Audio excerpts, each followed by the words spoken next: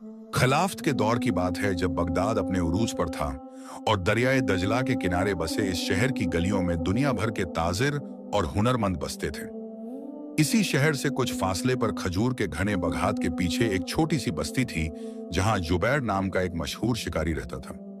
जुबैर का निशाना इतना पक्का था कि वो उड़ते हुए बाज के पंजे से शिकार छीन ले, मगर अफसोस कि उसका दिल उसके तीरों से ज्यादा सख्त था। उसे जानवरों की चीखों में दर्द नहीं, बसाए आपस्तर नहीं, बल्कि सिक्कों की खनक सुनाई देती थी। वो अक्सर कहता था कि ये मखलूक सिर्फ हमारे फायदे के लिए पैदा की गई है। बगदाद के मेन बाजार में एक बहुत बड़ी हवेली थी जो ख्वाजा मीर की थी। ख्वाजा मीर एक निहायत शौकीन और दौलतमंद ताजिर था जिसे नायाब परिंदे और जानवर जमा करने का जुनून था, और वो उनके लिए मुंह मांगी रकम यहां तक कि सोने के दीनार भी देने को तैयार रहता था। एक रोज शाम के वक्त जब सूरज ढल रहा था और मस्जिदों से मगरिब की अजान की आवाजें गूंज रही थीं, जुबैर जंगल से खाली हाथ लौट रहा था।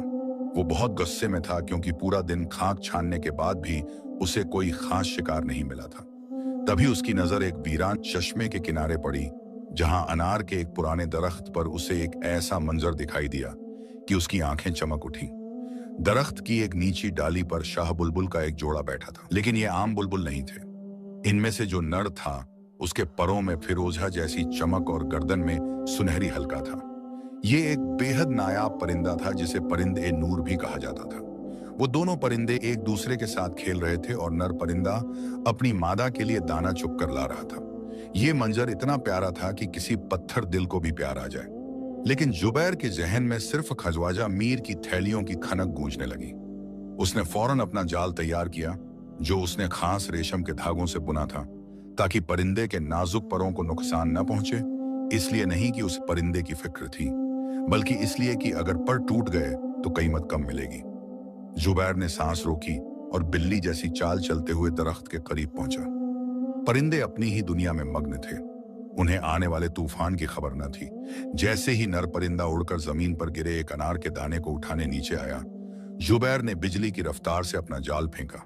एक ही पल में वो खूबसूरत आजाद परिंदा रेशम की रस्सियों में जकड़ गया। वो घबरा कर फड़फड़ाया और चीखा, लेकिन जाल मजबूत था। दरख्त पर बैठी उसकी मादा ने जब अपने साथी को कैद होते देखा तो वो पागल हो गई।